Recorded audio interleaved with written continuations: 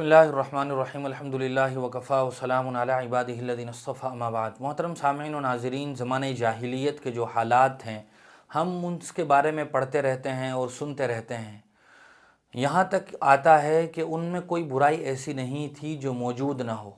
जुल्म व सितम का यह आलम था कि वो अपनी सगी बेटियों को ज़िंदा दरगोर कर दिया करते थे। एक दूसरे के हुकूक की पामाली आम बात थी।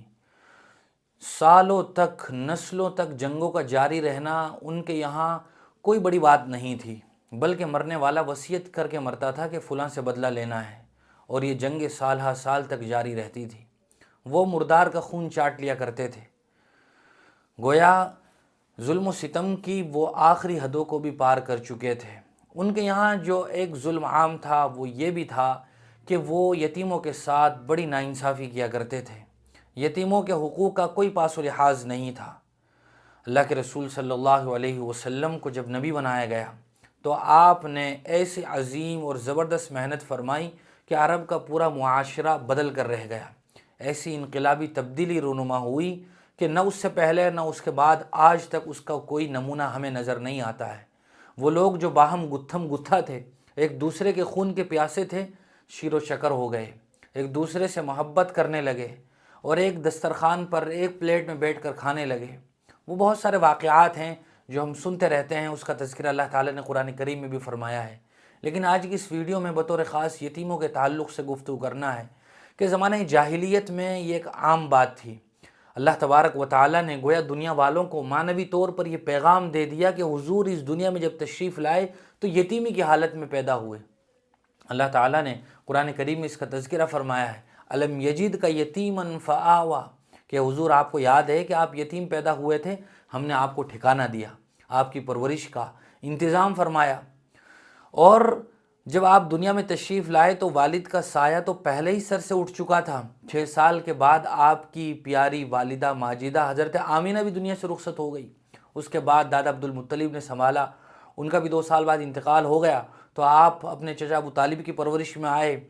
लेकिन अल्लाह ताला ने गोया दुनिया वालों को यह पैगाम दे दिया कि जो आदमी यतीमी की हालत में पैदा हो रहा है वो सारी दुनिया के यतीमों के हुकूक का मुहाफ़िज़ बनकर आया है। वो तमाम लोगों के हुकूक की हिफाजत करेगा। अल्लाह के रसूल सल्लल्लाहु अलैहि वसल्लम ने बच्चियों को, लड़कियों को, औरतों को भी हुकूक दिए और यतीमों के साथ साथ पूरे आलम इंसानियत के हुकूक की हिफाजत फरमाई। आप देखें और गौर करें तो यतीमों के साथ साथ बेटियों के लिए भी जनाब नबी करीम सल्लल्लाहु अलैहि वसल्लम की ज़िंदगी एक खामोश मैसेज है कि वो ये औरतों के और लड़कियों के सबसे ज़्यादा हुकूक के मुहाफ़िज़ हैं। हुज़ूर अकरम सल्लल्लाहु अलैहि वसल्लम की जो नरीना औलाद थी वो तो बचपन में इंतकाल कर गई थी। आपका जो नस्ली सिलसिला चला है वो आपकी साहबजादी हज़रत फ़ातिमा से चला है। दुनिया में जो लोग भी हुजूर के ख़ानदान से मौजूद हैं, यानी जो सैयद हैं, वो या तो हसनी हैं या हुसैनी हैं, यानी हज़रत हसन के ख़ानदान से या हज़रत हुसैन के ख़ानदान से, और ये दोनों हज़रत फ़ातिमा के साहबजादे हैं। तो गोया ये भी एक मैसेज है कि अल्लाह के रसूल सल्लल्लाहु अलैहि वसल्लम ने अपनी ज़िंदगी में तो लड़कियों की, बेटियों की परवरिश के जो फ़ज़ाइल बयान फरमाए वो तो हैं ही, अलबत्ता आपका जो सिलसिला नसब बेटी से चला है ये भी एक बहुत बड़ा मैसेज और पैगाम है।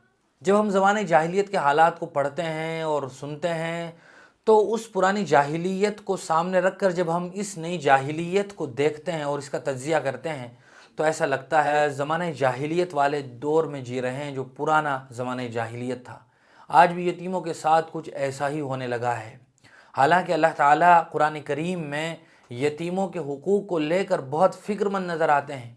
23 मकामात पर अल्लाह ताला ने यतीमों का तज़किरा फ़रमाया है। हालांकि कुरान करीम तो ऐसी ज़बरदस्त अज़मत वाली मुक़द्दस किताब है कि उसमें तो एक मरतबा का इशारतन तज़किरा भी काफ़ी है किसी बात की अहमियत को बताने के लिए, लेकिन अल्लाह ताला ने यतीमों का तकरीबन 23 मरतबा कुरान करीम में तज़किरा फ़रमाया। वयसअलूनका अनिल यतामा कुल इस्लाहुल लहुम खैर, ए हुजूर ये लोग आपसे यतीमों के बारे में पूछते हैं, आप कह दीजिए कि उनके साथ भलाई करना ये अच्छा अमल है। अगर तुम उनके साथ अच्छा मामला करो वो तुम्हारे भाई बंद हैं, और अगर तुम उनके हुकूक का इस्तेहसाल करोगे, एक्सप्लॉयटेशन करोगे तो फिर तो अल्लाह ताला फ़साद फैलाने वालों को बखूबी जानता है।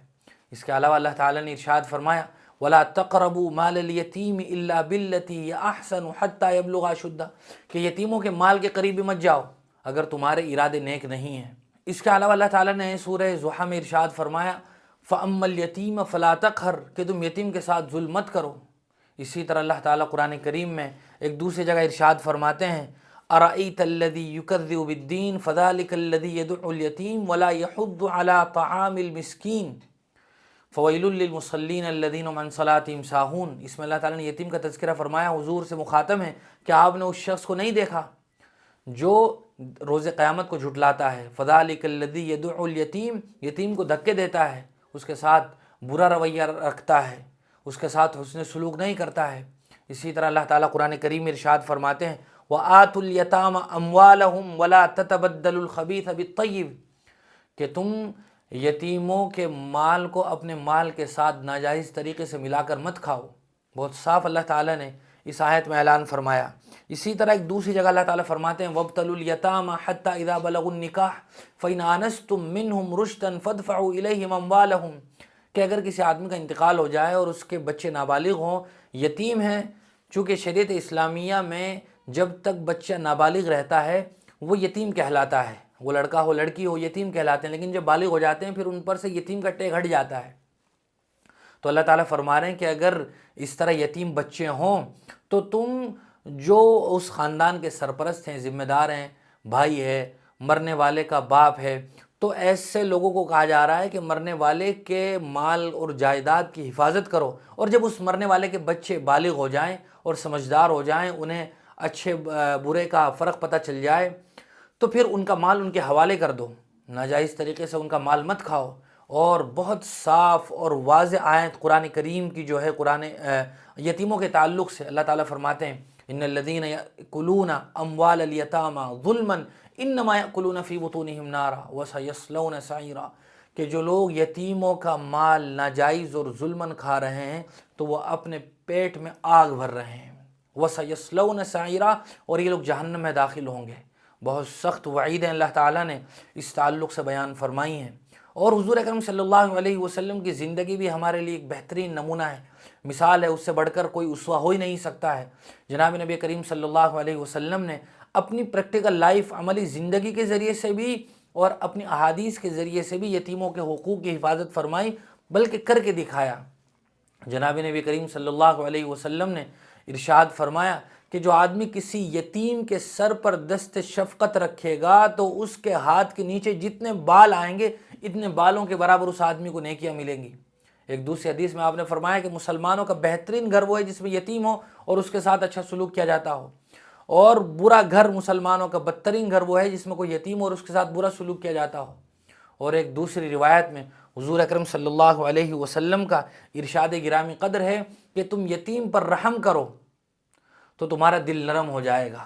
گویا یتیموں کے ساتھ حسن سلوک کرنا یہ رقت قلبی کا ذریعہ ہے۔ انسان وہ آدمی جو ہڑ درم ہو، ضدی طبیعت کا ہو، اس کے سینے میں دل کے بجائے پتھر کی سل ہو، تو ایسے آدمی کو چاہیے کہ وہ اپنے دل کو نرم کرنے کے لیے یتیموں کے ساتھ حسن سلوک کرے۔ اسی طرح جناب نبی کریم صلی اللہ علیہ وسلم نے ایک واقعے کے ذریعے سے بھی ہمیں یتیموں کے حقوق کو گویا سمجھایا ہے۔ ایک چھوٹا سا بچہ حضور کی خدمت میں حاضر ہوا اور اس نے کہا کہ یا رسول اللہ، بہت ہی خوبصورت خطاب کیا ہوگا اس چھوٹے سے بچے نے، حضور کی طبیعت بھی خوش ہو گئی جب اس بچے نے کہا یا رسول اللہ میں یتیم ہوں اور میری ماں بیوہ ہے، آپ ہمارے لیے کچھ انتظام فرمائیں، آپ ہمیں کچھ نوازیے۔ تو حضور اکرم صلی اللہ علیہ وسلم نے اپنے گھروں میں کہلا بھیجا تو اس کے لیے تھوڑا سا راشن دستیاب ہو گیا۔ حضور نے اس کو دیتے ہوئے کہا کہ جاؤ اس کو لے جاؤ، یہ تمہارے صبح شام کے کھانے کے لیے کافی ہو جائے گا۔ وہ بچہ جا رہا تھا، درمیان میں حضرت سعد ابن ابی وقاص رضی اللہ تعالیٰ عنہ سے غالباً اس بچے کی ملاقات ہوئی۔ انہوں نے اس کے سر پر دست شفقت رکھا، کچھ دیا یا نہیں اس کا تذکرہ تو حدیث میں نہیں ہے۔ تو حضور نے جب حضرت سعد بن وقاص کو دیکھا تو ان کو کہا کہ اس بچے کے سر پر آپ نے جو ہاتھ رکھا ہے، جتنے بالوں پر آپ کا ہاتھ رکھا گیا ہے اتنے ہی بالوں کے برابر آپ کو نیکیاں ملیں گی۔ اس کے علاوہ اور بھی کئی واقعات ہیں، کئی احادیث ہیں جن میں یتیموں کے ساتھ حسن سلوک پر فضیلتیں وارد ہوئی ہیں اور غیر انسانی سلوک پر بہت سخت وعیدیں بھی ہیں۔ ان آیات اور روایات کو سامنے رکھ کر جب ہم موجودہ معاشرے کا جائزہ لیتے ہیں اور اپنی سوسائٹی کا ذرا انالیسس کرتے ہیں تو پتہ چلتا ہے کہ صورتحال بہت نازک ہے۔ بڑے تلخ ترین تجربات ہیں جو کچھ ہمارے معاشرے میں ہو رہا ہے یتیموں کے ساتھ۔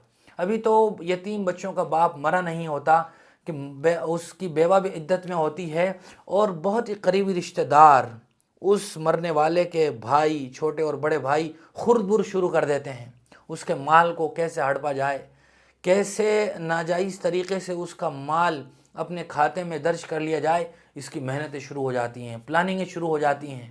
ابھی تو اس مرنے والے کی قبر کی مٹی بھی سوکھی نہیں ہوتی ہے اور یہ سب کچھ یتیموں کے مال کے ساتھ شروع ہو جاتا ہے۔